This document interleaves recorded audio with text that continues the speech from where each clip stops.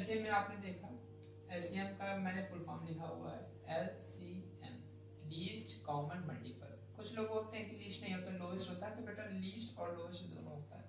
तो लीस्ट को हिंदी में बोलते हैं लघुत्तम, ये कॉमन मल्टीपल समाप्त करते हैं। एचसीएफ जीसीडी, एचसीएफ और जीसीडी, एचसीएफ का फुल फॉर्म क्या है, हाईएस्ट कॉमन फैक्टर, इसकी हिंदी होती है महत्तम समापवर्तक। अगर यहाँ पर एलसीएम में लासा लिख के आ रहा है तो लघुत्तम समापवर्तक, अगर मासा लिख के आ रहा है तो महत्तम समापवर्तक, इंग्लिश में लिख के आ रहा है तो highest common factor, GCD greatest common division. ये डिक्टो एचसीएफ की तरह होता है, लेकिन ये आपके सिलेबस में नहीं है, तो ये आपको पढ़ना नहीं है। एलसीएम और एचसीएफ को निकालने की विधियां, यानी कि एलसीएम कैसे फाइंड आउट करें, एचसीएफ कैसे फाइंड आउट करें, तो इसकी दो विधियां होती हैं। कितनी विधि, दो विधि। तो अभाज्य गुणनखंड विधि पहली विधि है और दूसरी विधि है भागफल विधि। अभाज्य गुणनखंड विधि किसे कहते हैं, पहले आपको अभाज्य गुणनखंड आना चाहिए, तब आप इस विधि का उपयोग कर पाएंगे। अभाज्य गुणनखंड कैसे करते हैं, जैसे यहाँ पे लिखा हुआ है 30, तो 30 का अभाज्य गुणनखंड करने के लिए सबसे छोटी अभाज्य संख्या देखेंगे कि ये 2 है, 2 से भाग करेंगे तो 2 एकम 2, 2 15, तो आ गया टोटल क्या 15, 3 5 15, 5 एकम 5, तो इस तरीके से अभाज्य गुणनखंड हो गया 30 का। ऐसे ही इसमें 2 का भाग करेंगे, सबसे छोटी अभाज्य संख्या लेंगे, सबसे छोटी अभाज्य संख्या क्या होती है, सब 2 होती है, तो 2 2 4 0, 2 एकम 2, 2 पंचे 10, 5 एकम 5, इस तरीके। अब ये आपको करना है। अब देखेंगे 30 का निकालना है अभाज्य गुणनखंड, तो आ गया 2 गुणित 3 गुणित 5, यहाँ पर मैंने निकाल दिया। 40 का निकाला है तो 2 गुणित 2 गुणित 2 गुणित 5, 50 का भी 2 गुणित 5 गुणित 5 होगा। एलसीएम निकालने के लिए हम लोग क्या देखेंगे, देखेंगे तीनों में 2 है और जिसमें सबसे ज्यादा बार 2 वो लिख दिया। 3 देखो सबसे ज्यादा बार किसमें है, तो एक ही 3 है इसमें, उसको भी लिख दिया, और 5 जिसमें सबसे ज्यादा बार हो वो लिख दो, बाकी ये नहीं लिखेंगे। ठीक, आई होप आप लोगों को समझ में आया होगा। ऐसे एलसीएम में एलसीएम निकल आया, इसका मल्टीप्लाई किया तो 600 आ गया। भागफल विधि में देखेंगे, भागफल विधि में ये जो 30 40 50 एक साथ लिख देंगे, और वही जिस तरीके से हम लोग गुणनखंड करते थे उसी तरीके से भागफल विधि में करेंगे। 2 15, 2 20, 2 25, 2 का भाग करेंगे, नहीं जा रहा है तो एकम 2 0, इसमें जा रहा है, इसमें नहीं जा रहा है, कोई बात नहीं, जिसमें जा रहा हो तब तक भाग करेंगे, जिसमें जिसमें जा रहा हो। अगर इन तीनों में एक ऐसी संख्या है जिसमें 2 का भाग जा रहा है तो 2 का भाग करेंगे, 2 पंचे 10। अब देखिए 2 का भाग किसी में नहीं जा रहा है, तो अब देखेंगे इसमें उससे बड़ी यानी कि 2 से बड़ी संख्या देखेंगे, तो वो बड़ी संख्या है 3, तो 3 5 15 5।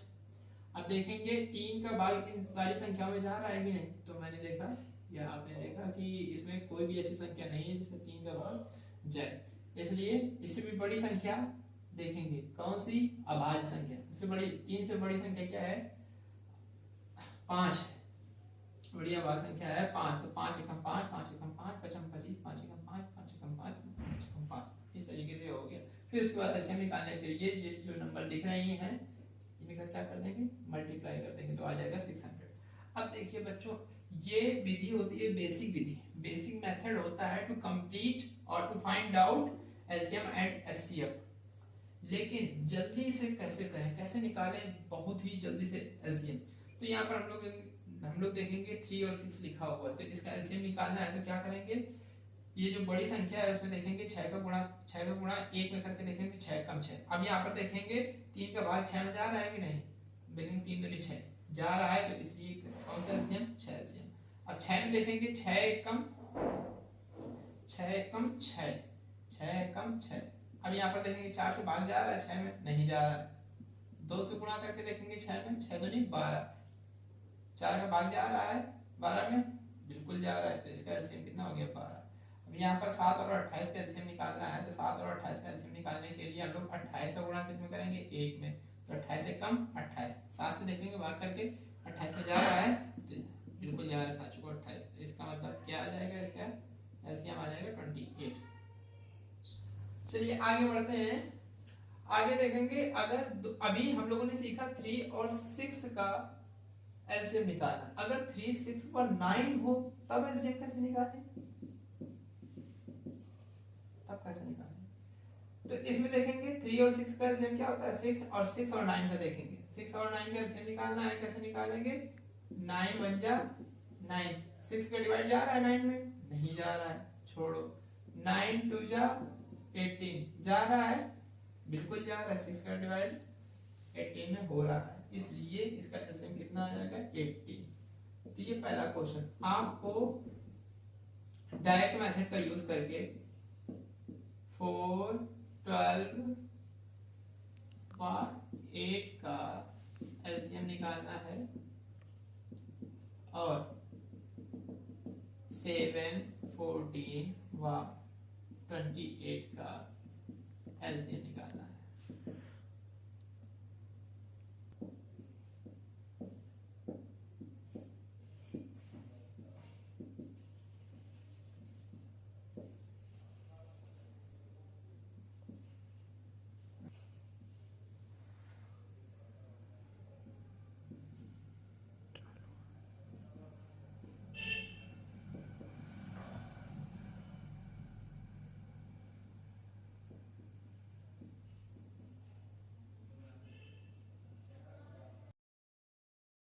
जैसा कि हम लोगों ने पिछली क्लास में पढ़ा था कि एचसीएफ का फुल फॉर्म होता है हाईएस्ट कॉमन फैक्टर, या हिंदी में बोले महत्तम समापवर्तक।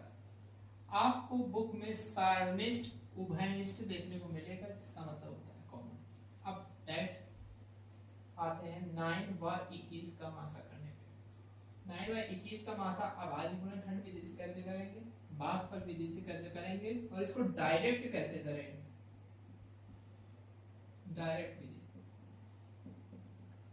देखते हैं 9 व 21 का मासा करने के लिए अभाज्य गुणनखंड विधि करेंगे। मैंने बताया था अभाज्य गुणनखंड इस तरीके से किया जाता है, 3 3 9 3 1 3, तो आगे ये 3 3, ठीक। ऐसे 21 का करेंगे तो 3 × 7 आ जाएगा, इस होता है। अब इसमें जैसे कि एलसीएम में हमने बताया था कि सबसे ज्यादा बार देखेंगे 3 किस्में हैं, सबसे ज्यादा बार 2 किस्में, मतलब जो भी नंबर्स है जो सबसे ज्यादा बार होती है वो एलसीएम में लिखा जाता है। लेकिन इसमें थोड़ा तरीका अलग होता है, इसमें कॉमन देखते हैं। कॉमन देखेंगे 3 3 इसमें कॉमन है, दोनों में है, तो इसलिए 3 यहाँ पे लिख दिया। 7 कॉमन नहीं है, 3 कॉमन नहीं है दोनों में, इसलिए इसका मासा कितना हो गया 3 हो गया। भागफल विधि में देखें 9 व 21 का मासा करेंगे तो 9 का भाग करेंगे 21 में, छोटी संख्या का भाग बड़ी संख्या में। 9 दूनी 18, 11 में 8 घटाया 3 आया, फिर 3, फिर ये जो नंबर होती है ये कहाँ लिखेंगे, ये नंबर आ जाएगी घूम करके इधर, तो 3 3 9 कैंसिल हो गया। जो यहाँ लिखा होता है वही मासा होता है, जो लास्ट में जो यहाँ लिखा होगा वही क्या होगा, मासा होगा। तो 9 व 21 का मासा क्या हुआ 3 हुआ। अब डायरेक्ट कैसे करेंगे, जानेंगे कि डायरेक्ट विधि से मासा कैसे किया जाता है। सबसे पहले हम लोग इसमें देखेंगे छोटी संख्या कौन सी है 9, कौन सी है 9, तो इसमें पहले 1 का डिवाइड करके देखेंगे 9 आएगा। क्या 9 का डिवाइड इसमें जा रहा है, बिल्कुल जा रहा है। 9 का डिवाइड अगर 21 में करके देखेंगे तो पूरी तरीके से विभाजित हो रहा है, नहीं हो रहा है, इसलिए अब 2 में एंटर करेंगे। 2 से इसका डिवाइड करेंगे तो बिल्कुल नहीं जा रहा है, 3 से डिवाइड करेंगे, 3 3 9 यहाँ पर आया 3। अब 3 का डिवाइड करके देखेंगे, इसमें जा रहा है पूरी तरीके से, बिल्कुल जा रहा है, पूरी तरीके से इसमें जा रहा है, बिल्कुल जा रहा है, इसका मतलब इसका मासा कितना होगा 3 होगा। अब आगे देखते हैं क्वेश्चन नंबर सेकंड पे। अब इसमें 1 का भाग करके देखेंगे, 1 का भाग किया तो कितना आ गया 14 आया। अब 14 का डिवाइड इसमें हो रहा है, बिल्कुल हो रहा है, 14 का डिवाइड इसमें करके देखेंगे, लेकिन 14 से ये 21 कैंसिल नहीं हो रहा है, इसलिए इसका मासा 14 नहीं होगा। अब 2 से करके देखेंगे तो यहाँ पर आ जाएगा 2 7 14, 7 आ गया, 2 7 14 7 आया। अब 7 का भाग इसमें करके देखेंगे, 7 दूनी 14 और 7 1 करेंगे। वैसे भी कॉमन लिखा हुआ है तो कॉमन ही देखते हैं सबसे बड़ा, तो यहाँ पे 7 आया है, 7 तो इसका मासा हो गया 7। 1 का भाग करके देखेंगे तो 12 आएगा, 12 का भाग इसमें गया, इसमें नहीं गया, इसलिए आप किसका भाग करके देखेंगे 2 का 6 आएगा, 6 का भाग इसमें जाएगा, इसमें जाएगा, इसमें नहीं जाएगा। अब 3 का करके देखेंगे, यहाँ पे 4 आया, 4 का भाग इसमें करके देखेंगे जा रहा है, लेकिन इस 4 का भाग जब 18 में करके देखते हैं तो 4 का भाग पूरी तरीके से नहीं जाता। अब यहाँ पर 4 3 12, अब यहाँ पर आया 3, क्या आया 3। अब 3 का भाग इसमें करके देखेंगे, 3 चौको 12 कट गया, 3 18 कट गया, 30 21 कट गया, तो इसका मासा कितना आ गया 3। इसी तरीके से ये आपको क्वेश्चन करना है।